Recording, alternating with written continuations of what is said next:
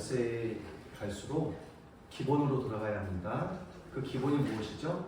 하나님 말씀과 기도에 전념해야 합니다. 왜냐하면 이 세대양을 본받지 말라고 주님은 말씀하고 있어요. 그래서 지난주에 하나님이 감동을 주셔가지고 오 예배는 말씀을 같이 읽으면서 자연스럽게 주는 감동 그대로 나누겠습니다. 제가 한 절 여러분이 한 절 눈으로 따라오셔야 돼요. 놓치면 안 되겠죠? 태초에 말씀이 계시니라. 이 말씀이 하나님과 함께 계셨으니 이 말씀은 곧 하나님이시니라. 그가 태초에 하나님과 함께 계셨고 만물이 그로 말미암아 지은 바 되었으니 지은 것이 하나도 그가 없이는 된 것이 없느니라. 그 안에 생명이 있었으니 이 생명은 사람의 빛이라. 빛이 어둠에 비치되 어둠이 깨닫지 못하더라. 하나님께로부터 보내심을 받은 사람이 있으니 그 이름은 요한이라. 그가 증언하러 왔으니 곧 빛에 대하여 증언하고 모든 사람이 자기로 말미암아 믿게 하려 함이라. 이는 빛이 아니요 이 빛에 대하여 증언하는 자나 참 빛 곧 세상에 와서 각 사람에게 비추는 빛이 있었나니 그가 세상에 계셨으며 세상이 그로 말미암아 지음바 되었을 때 세상이 그를 알지 못하였고 자기 땅에 오매 자기 백성이 영접하지 아니하였으나 영접하는 자 곧 그 이름을 믿는 자들이여 하나님의 자녀가 되는 권세를 주셨으니 이는 혈통으로나 육정으로나 사람의 뜻으로 나지 아니하고 오직 하나님께로부터 난 자들이니라. 말씀이 육신이 되어 우리가 가운데 거하심에 우리가 그의 영광을 보니 아버지의 독생자의 영광이요 은혜와 진리가 충만하더라. 요한이 그에 대하여 증언하여 외쳐 이르되 내가 전에 말하기를 내 뒤에 오시는 이가 나보다 앞선 것은 나보다 먼저 계심이라 한 것이 이 사람을 가리킴이라 하니라. 우리가 다 그의 충만한 데서 받으니 우리에게 은혜로다. 율법은 모세로 말미암아 주어진 것이요 은혜와 진리는 예수 그리스도로 말미암아 온 것이라. 본래 하나님은 사람이 없으되 아버지 주 속에 있는 독생하신 하나님이 나타내셨느니라. 유대인들이 예루살렘에서 제사장 등과 레위인들을 요한에게 보내어 내가 누구냐 물을 때에 요한의 증언이 이러하니라. 요한이 드러내어 말하고 숨기지 아니하니 드러내어 하노니 나는 그리스도가 아니냐 하는데 또 묻되 그러면 누구냐 내가 엘리야냐 이르되 나는 아니라. 또 묻되 내가 그 선지자냐 대답하되 아니라. 또 말하되 누구냐 우리를 보니 그들에게 대답하게 하라. 너는 내게 무엇이라 하느냐. 이르되 나는 선지자 이사야의 말과 같이 주의 길을 곧게 하라고 광야에서 외치는 자의 소리라 하니라. 그들은 바리새인들이 보낸 자라. 또 물어 이르되 내가 만일 그리스도도 아니요 엘리야도 아니요 선지자도 아닐진데 어찌하여 세례를 베푸느냐. 요한이 대답하되 나는 너희 세례를 베풀거니와 너희가 알지 못하는 한 사람이 섰으니 곧 내 뒤에 오시는 그이라. 나는 그의 신발끈도 풀기도 감당하지 못하겠노라 하더라. 이는 요한이 세례를 베풀던 곳 요단강 건너편 베다니에서 일어난 일이라. 이튿날 요한이 예수께서 자기에게 나아오심을 보고 이르되 보라 세상 죄를 지고 가는 하나님의 어린 양이로다. 내가 전에 말하기를 내 뒤에 오는 사람이 있는데 나보다 앞선 것은 그가 나보다 먼저 계심이라 한 것이 이 사람을 가리킴이라. 나도 그를 알지 못하였으나 내가 와서 물로 세례를 베푸는 것은 그를 이스라엘에 나타내려 함이라 하니라.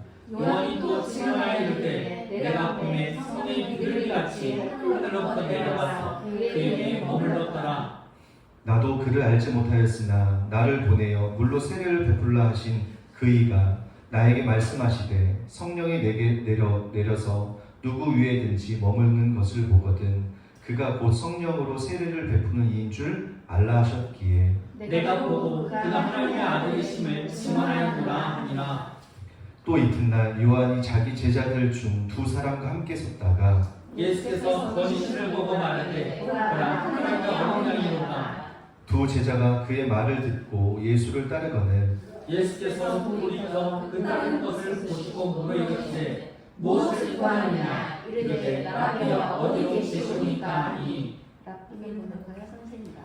예수께서 이르시되 와서 보라. 그러므로 그들이 가서 계신 데를 보고 그날 함께 거하니 때가 10시쯤 되었더라. 요한의 말을 듣고 예수를 따르는 두 사람 중에 하나는 시몬 베드로의 형제 안드레라. 그가 먼저 자기의 형제 시몬을 찾아 말하되 우리가 메시아를 만났다 하고 데리고 예수께서 오시고 이르시되 내가 요한의 아들 시몬이니 장차 배바라 이하시니라. 이튿날 예수께서 갈릴리로 나가려 하시다가 빌립을 만나 이르시되 나를 따르라 하시니 빌립은 안드레와 베드로와 한 동네의 벳사이다 사람이다. 빌립이 나다니엘을 찾아 이르되 모세가 율법에 기록하였고 여러 선지자가 기록한 그 일을 우리가 만났으니 요셉의 아들 나사렛 예수님이라. 나다니엘이 이르되 나사렛에서 무슨 선한 것이 날 수 있느냐. 빌립이 이르되 와서 보라 하니라. 예수께서 나다니엘이 자기에게 오는 것을 보시고 그를 가리켜 이르시되 보라 이는 참으로 이스라엘 사람이라 그 속에 간사한 것이 없도다. 나다니엘이 이르되 어떻게 나를 아시나이까. 예수께서 대답하여 이르시되 빌립이 너를 부르기 전에 내가 무화과 나무에 있을 때 보았노라. 나다니엘이 대답하되 라비여 당신은 하나님의 아들이시요 당신은 이스라엘의 임금이로소이다. 예수께서 대답하여 이르시되 내가 너를 무화과 나무 아래에서 보았다 함으로 믿느냐. 이보다 더 큰 일을 보리라. 또 이르시되 진실로 진실로 너희에게 이르노니 하늘이 열리고 하나님의 사자들이 인자 위에 오르락 내리락 하는 것을 보리라 하시니라. 사흘째 되는 날 갈릴리 가나에 홀레가 있어 예수의 어머니도 거기 계시고 예수와 그 제자들도 혼례에 청함을 받았더니 포도주가 떨어진지라. 예수의 어머니가 예수에게 이르되 저들에게 포도주가 없다 하니 예수께서 이르시되 여자여 나와 무슨 상관이 있나이까 내 때가 아직 이르지 아니하였나이다. 그의 어머니가 그들에게 이르되 너희에게 무슨 말씀을 하시는지 그대로 하라 하니라. 거기에 유대인들의 정결 예식을 따라 두세 통 드는 돌 항아리 6이 놓였는지라. 예수께서 그들에게 이르시되 항아리에 물을 채우라 하신즉 여기까지 채우니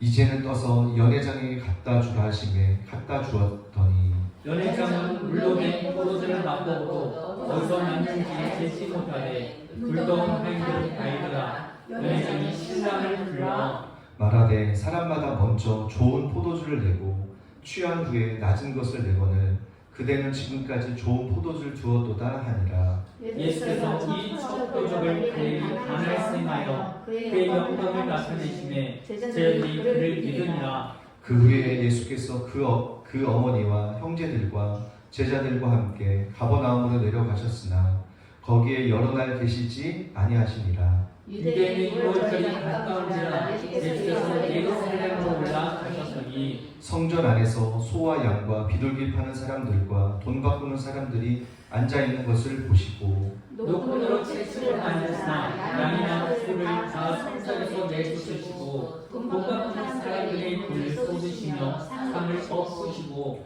비둘기 파는 사람들에게 이르시되 이것을 여기서 가져가라 내 아버지의 집으로 장사하는 집을 만들지 말라 하시니 제자들이 성경 말씀에 주의 전을 사랑하는 열심히 나를 섬기리라 하는 것을 기억하더라. 이에 유대인들이 대답하여 예수께 말하기를 내가 이런 일을 행하니 무슨 표적을 우리에게 보이겠느냐. 예수께서 대답하여 이르시되 너희가 이 성전을 하나 내가 사흘 동안 일으키리라. 유대인들이 이르되 이 성전을 46년 동안에 지었거늘 내가 3일 동안에 일으키겠느냐 하더라. 그러나 예수는 성전에 자기 일체를 가리켜서 말씀하신 것이라. 죽은 자 가운데서 살아나신 후에야 제자들이 이 말씀하신 것을 기억하고 성경과 예수께서 하신 말씀을 믿었더라. 유월절에 예수께서 예루살렘에 계시니 많은 사람이 그의 하시는 표적을 보고 그의 이름을 믿었으나 예수는 그의 몸을 그들에게 의탁하지 아니하셨으니 이는 친히 모든 사람을 아심이요 사람에 대하여 누구의 직원도 사실 필요가 없었으니 이는 그가 친히 사람의 속에 있는 것을 아셨습니다. 그런데 바리새인 중에 니고데모라 하는 사람이 있으니 유대인의 지도자라. 그가 밤에 예수께 와서 이르되 라비여 우리가 당신은 하나님께로부터 오신 선생인 줄 아나이다. 하나님의 영광을 하지 아니하시면 당신의 행하신 표적을 아무도 알 수 없습니다. 예수께서 대답하여 이르시되 진실로 너에게 이르노니 사람이 거듭나지 아니하면 하나님의 나라를 볼 수 없느니라.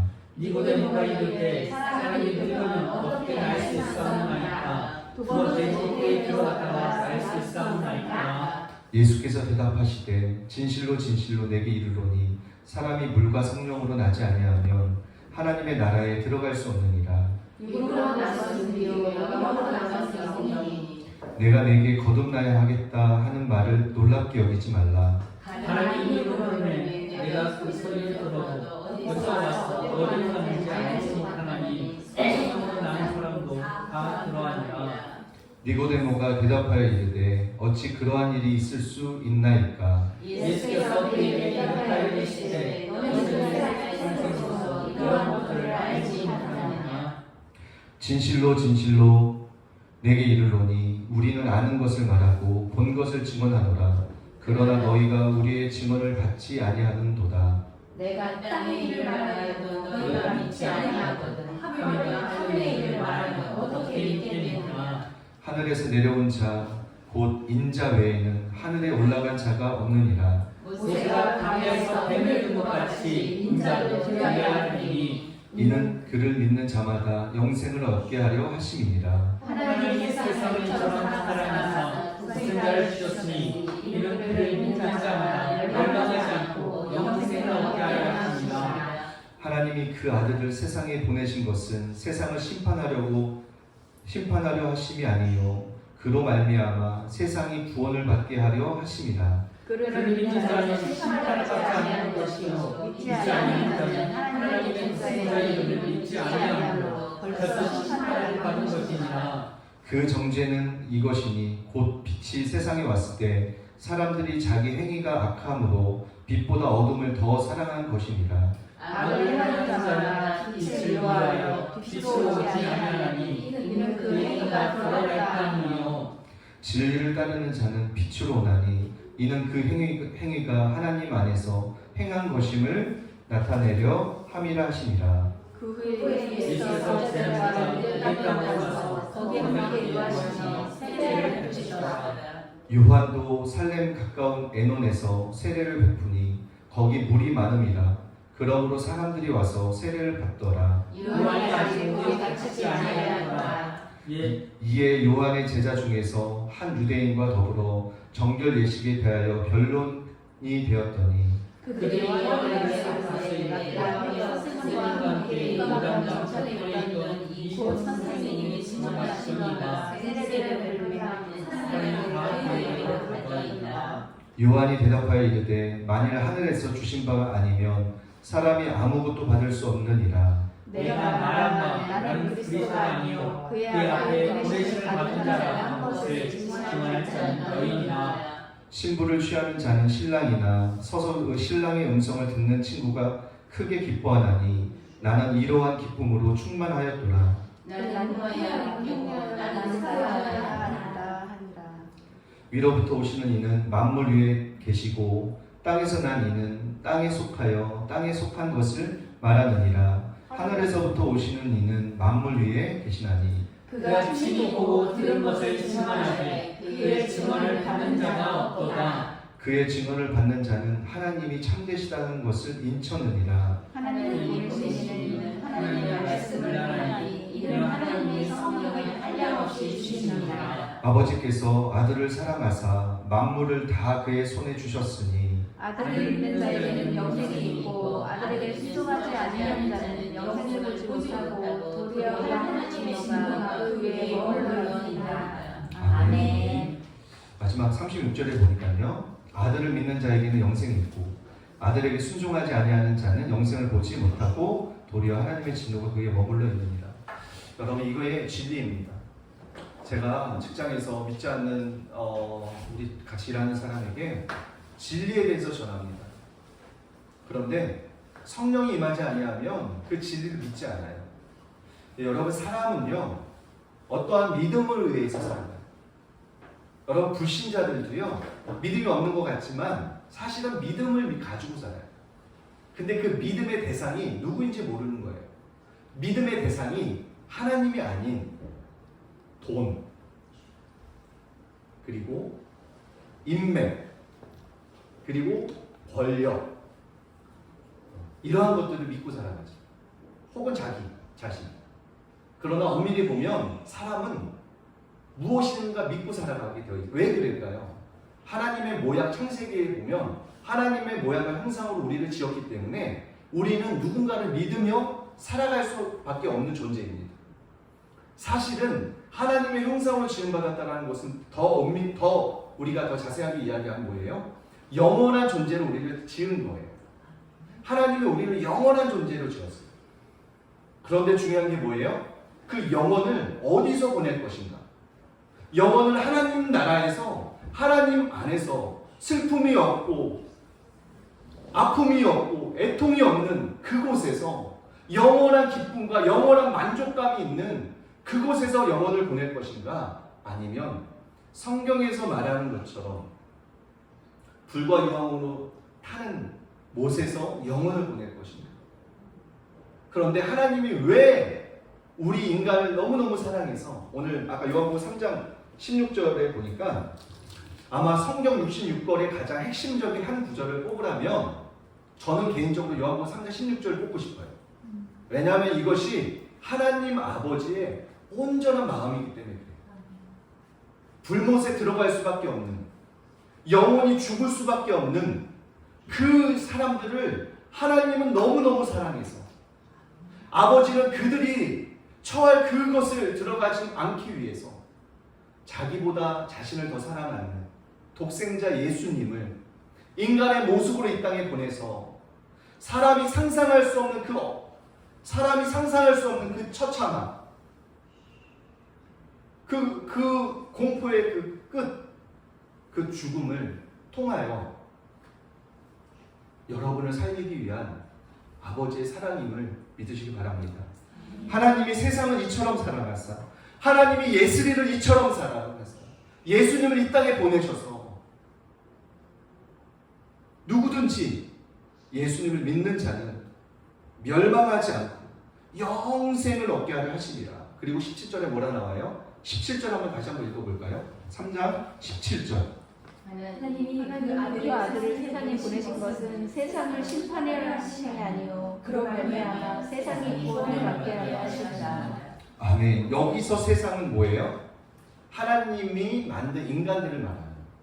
여기서 세상은 우리가 살고 있는 보편적인 세상이 아니라 하나님의 모양과 형상으로 지음받은 그 사람들을 말하는 아버지의 사랑이 있는 거예요. 아버지의 마음이 여기 있는 거예요. 아버지는 여러분에게 때로는 어려움도 허락하십니다. 제가 아까 우리 권사님 환상을 하나 보았습니다. 하나님이 권사님을 두 손으로 이렇게 받치고 있더라고요. 근데 소낙비가 오는데 예수님이 그 비를 막아주는 거예요. 그 환경이 어려운 가운데 있다라는 거예요. 왜냐하면 낭떠러지 옆에 있었어요. 여러분 기억하세요. 하나님은 여러분을 너무너무 사랑하세요. 근데 역설적이죠.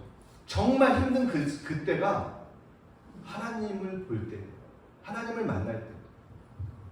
제가 어저께 사실은 그 닭꼬치를 하나 사 먹으면서 어떤 분이, 장사하시는 분이 이렇게 성경을 보고 있더라고요. 그래서 너무 반갑더라고요. 그래서 성경 보시네요. 그리고 교회 다니시나 봐요. 했더니 또 이제 이 말이 좀 이어졌습니다. 그래서 이분이 이제 여의도 순복음교회를 이렇게 쭉 자라서 지금까지 이제 중동 성전을 섬기고 있더라고요. 그래서 너무너무 반가워서 이제 이런저런 얘기하고, 성경 말씀 어렵지 않아요? 했더니 어렵대요.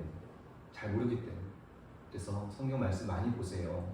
문맥 위주로만 보아도 대체로 우리가 하나님의 뜻을 그렇게 크게 벗어나지 않고 알 수 있습니다. 이렇게 얘기하고, 마지막에 갈 때 사실은 저를 위해서 좀 기도해 주세요. 저 개척교회 목사입니다 하고 이제 가려고 하는데 깜짝 놀래는 거예요.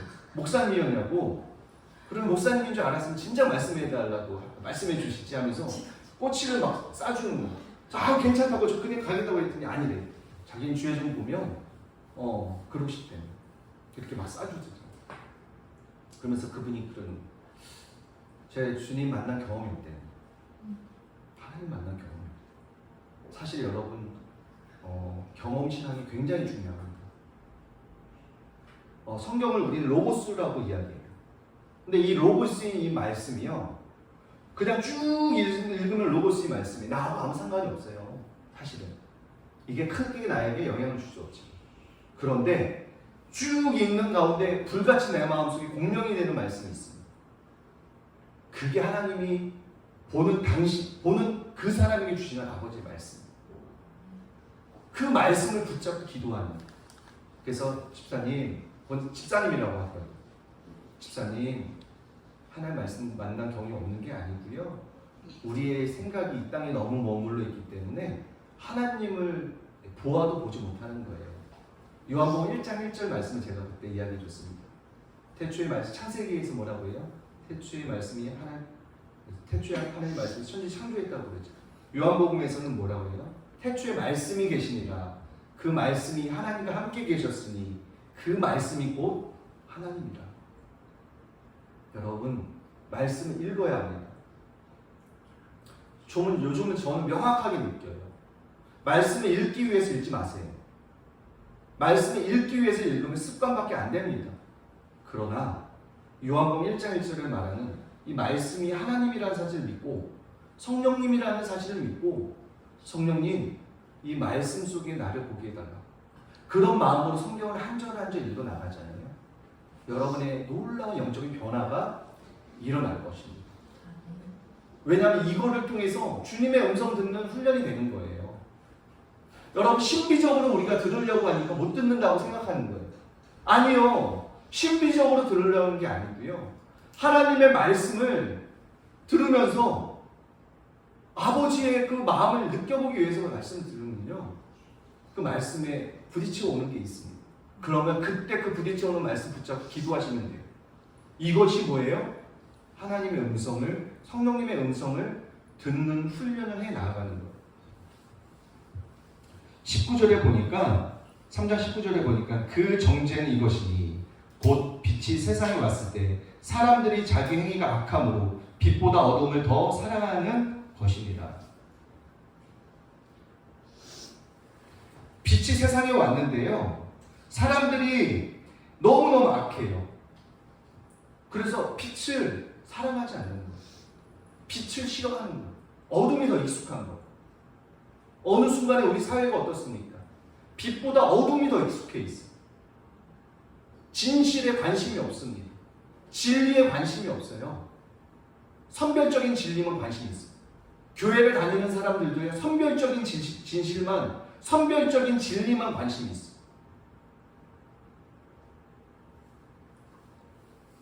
세상이 악함, 세상이 어두움. 여러분, 예수님의 사랑을 진짜 여러분이 예수님의 사랑 가운데 거하면 이것이 하나님께로부터 온 말씀인지 세상으로부터 온 건지 분별이 됩니다. 여러분, 문제의 키가 어디 있어요? 우리가 주님을 너무너무 모른다라는, 하나님을 사랑하지 않는다라는. 주님을 사랑하면 분명히 주님의 온전한 사랑 속에서 우리의 삶이 다르게 살아갈 줄 믿습니다. 그래서 지난주에 성경 읽어야 되겠다라는 마음으로 오늘 말씀 나누었고요.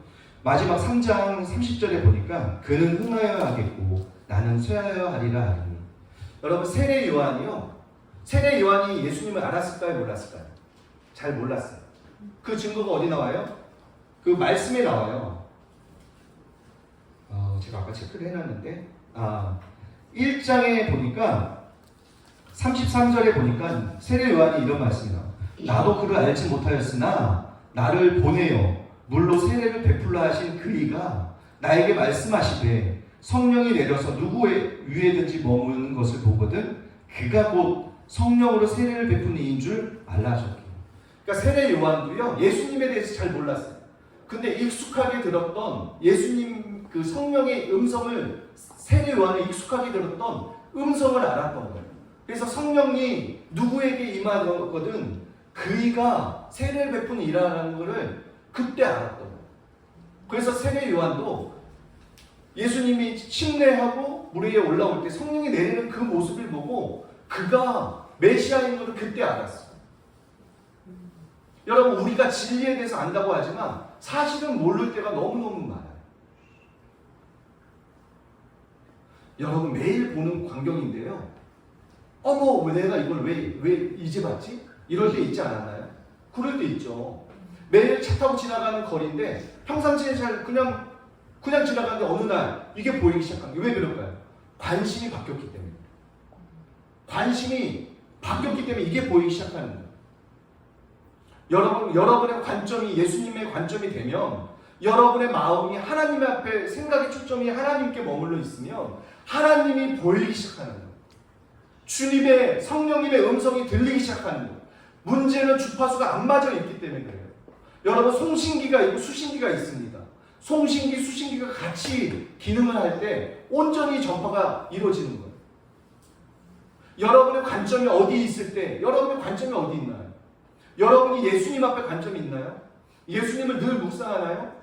늘 성령님을 묵상하나요? 성령님의 말씀을 계속 생각하나요?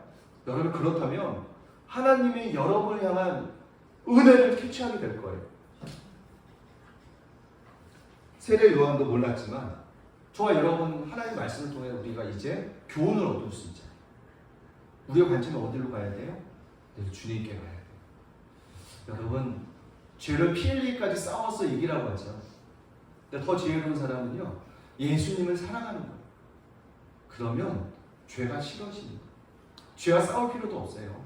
내가 진짜 예수님을 사랑하기 시작하면 그 예수님의 사랑 때문에 죄가 싫어지는 거예요. 굳이 죄하고 막 피 흘리게 싸울 필요가 없어요. 예수님을 사랑하면 죄가 더 이상 싫어지는 거예요. 우리 사랑하는 예수님 때문에, 고통스러워하는 예수님을 알기 때문에 우리 인간들의 죄악을 보시고 아파하시는 그분이, 나의 사랑하는 예수님이 사람들의 죄 때문에 고통당하는 것을 알기 때문에 죄가 싫어지는 거예요. 죄가 미워지는 거예요. 예수님을 사랑할 때 우리는 이 세상이나 세상에 있는 것들을 비로소 무가치하게 여길 수 있는 거예요. 우리의 초점이 예수님께 간다면, 우리의 마음이 예수님 앞에 포커스를 맞춘다면, 우리의 눈이 예수님을 바라본다면 세상에 있는 것들이 사랑하는 것이 아니라 세상에 있는 것들이 무가치하게 되고 배설물로 여길 수 있는, 사도 바울이 배설물로 여겼던 것처럼 우리도 세상에서 중요하게 여기는 가치들이 배설물로 여기게 되고 내가 사랑하는 예수님이 나의 전부가 되는, 여러분의 전부가 될 때 여러분을 통하여 실제적인 영향력들이 발하게 될 것입니다. 저는 요즘 기도하고 있어요. 하나님, 강하여 용맹을 바라는 자가 되게 해달라고. 어느 순간부터 그런 마음이 드는 거예요. 내가 영향력 있는 자리에 올라가는 거, 실력으로, 혹은 영향력이 있는 자리에 가서 예수님을 전하는 거. 지금 예수님을 전할 때 아무 효과가 없지만 내가 영향력 있는 자리에 가서 예수님을, 내가 사랑하는 그분을 자랑할 때, 내가 사랑하는 그분을 이야기할 때 그들이 영향력을 받는 거예요. 여러분, 실력을 키워서 이 사회에서 꼭 필요한 영향력 있는 하나님의 사람들 되기를 예수님의 이름으로 축원합니다. 이 시간에 기도하겠습니다. 음악 좀 틀어주시고요.